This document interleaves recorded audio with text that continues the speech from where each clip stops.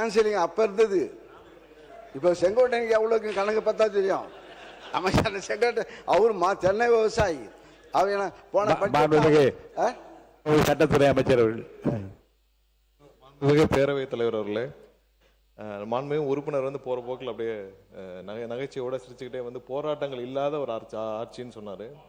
போன ஆட்சியில விவசாயிகள் போராட்டம் பண்ணி அவங்க மேல குண்டாஸ் போட்ட அரசு போன அரசு. எத்தனை பேர் குண்டாஸ் போட்டு அவங்க எவ்வளவு கஷ்டப்பட்டாங்கன்னு தெரியும்.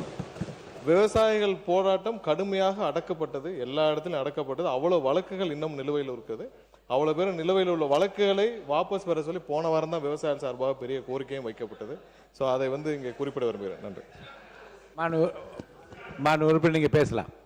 மிகு பேரவைத் தலைவர்களே, அவர் எந்த போராட்டம்னு தெரியாமல் பேசுறாரு. அது திருவண்ணாமலை சிப்காட்டில் எடுக்கும்போது நடந்த போராட்டம், அதை பற்றி அவர் பேசுகிறார். விவசாயிக்கு வந்து நெல் விலையை உயர்த்தி அந்த வயலை உயர்த்தி இது வரை கேட்கவே இல்லை.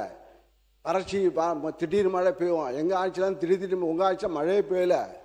எங்கள் ஆட்சியில் திடீர்னு மழை பெய்யும். திடீர்னு மழை பெய்ஞ்சு திடீர்னு விவசாயம்லாம் பாதிக்கப்பட்டு உடனே முதலமைச்சர், எங்கள் அன்றைய முதலமைச்சர் அங்கே போய் பார்த்து நாங்கள் ஓடி போய் மழை பெஞ்சால் நாங்கள் போய் ரோட்டில் நானும் சக்கரை பண்ணி நிற்கணும்.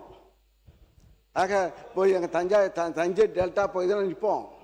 ஆக இருந்து இப்போ மக்கள் விவசாயிகள் போராட்டத்தில் உட்காரல. பச்சை துண்டுடைய அதிகம் எங்களுடைய ஆட்சி தான் பச்சை துண்டு அதிகமாக வளர்ந்தது. விவசாயிகள் சங்கம் நிமிர்ந்து நடந்தார்கள்.